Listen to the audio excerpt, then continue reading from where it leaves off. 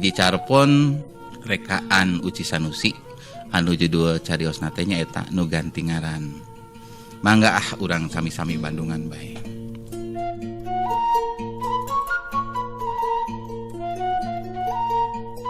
Nu Ganti Ngaran karya Uci Sanusi. Poe angkeub panon poe jiga seunggah rek nembungan. Hawa ngelekeb hareudang jeung bayeungjang karasana. Mega hideung geus naklek di langit jiga nu karicur bae hujan. Manuk walet ting geleber haliber di luhureun jiga paboro-boro jeung baturna. Biasa lamun kaparengan rek turun hujan mah sok kitu. Ti belah kaler rentang-rentang aya hiji wanoja keur leumpang ngalenghoy bangun anu tenangan. Paromana bangun nu teu gumbira jiga anu ngemu bae kasedih. Teu berag jiga nu lian budina ge teu pikaresepeun ka cirina teh. Da ceuk urang lembur mah eta teh wanoja teu kao pun aya nu ngaheureuyan ku lalaki sok tuluy bae jiga nu ambek tara mere budi somea. Nya geus kitu ilaharna. Mun aya hiji mojang atawa parawan di hiji desa pasti bae sok aya jajaka anu ngahelaran ngadareuketan parahi hayang wawu. Nya kitu teh ya atunya. Ari wanoja eta teh ngaranna Neng Tuti Judeswati katelahna putrina Bapak Ehod bin Karsa jeung Ibu Unah binti Jamhari anak nungan hiji-hijina nu dipikareus pisan asana geui endog beubeuremna cek paribasana mah. Tapi eta tingkah Neng Tuti Judeswati teh estu papalingpang pisan jeung hirup jeung rupana. Pangawakan sampulur jangkung leutik campernik cek paribasana mah. Ditilik ti gigir lenggik ditinggal ti tukang lenjang.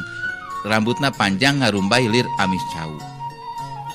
Raraina ngadaun seureuh, halisna ngajelir paeh, panona cureuleuk, gadona endog sapotong. Mun ceuk sareat mah taya cawadinana. Nyaeta wungkul cawadinana teh boga budi anu haseum judes kaliwat saking. Mun dipapatahan ku kolotna tara ngadenge wani nambalang ngalawan kanu jadi kolot. Ari kolotna mah ngan bati ewed jeung keder bae boga anak kitu pasipatana teh. Teu bisa majar kumaha ngingetkeun anak nungan hiji-hijina.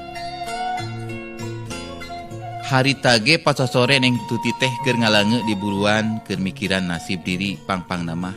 Naon sababna manehna catan boga salaki.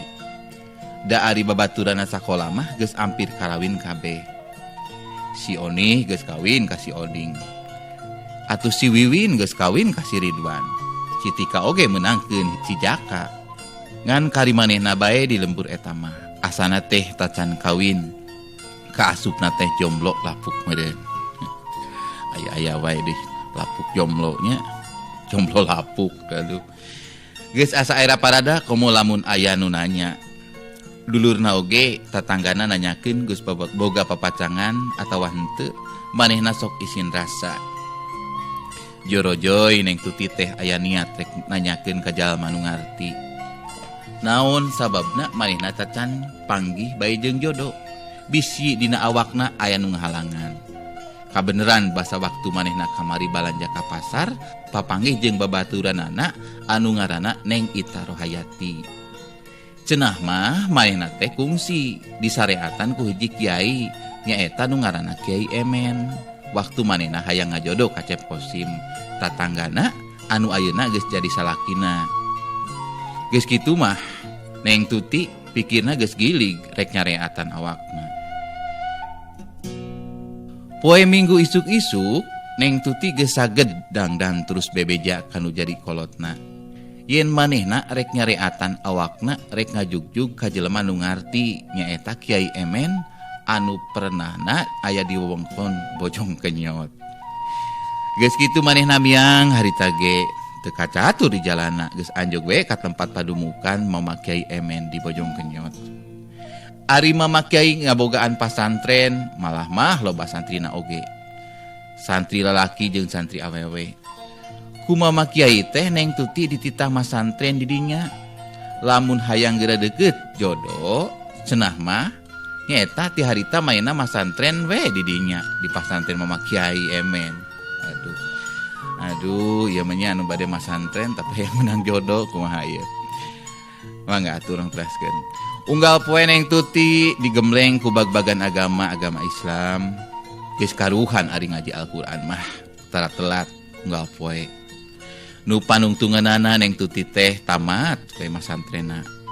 Mama Kiai Emen ngomat-ngomat pisan cing bisa mawana jeung ngamalkeunana naon-naon rupa ilmu nu geus diajarkeun di pasantren anjeunna.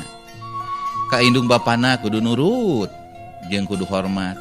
Kasasama kudu somea marah mai bear budi. Terus Mama Kiai teh merengaran ka manehna nu tadina Neng Tuti Judeswati teh ayeuna mah ganti ngaran nyata jadi Neng Ria Indah Sari Berseri-seri. Waduh 80 derajatnya naikna ieu. Ti saprak Neng Tuti geus digembleng ku ilmu agama jeung geus diganti ngaranna ku Mama Kiai Emen, manehna jadi robah 100 derajat. Tuh tadi masalah 80 derajat, ayeuna 100 derajat saur pengarangna teh. Nah, tingkah lakuna jadi hiji wanoja nu rajin, tekun kana ibadah, kakolot tara ngalawan.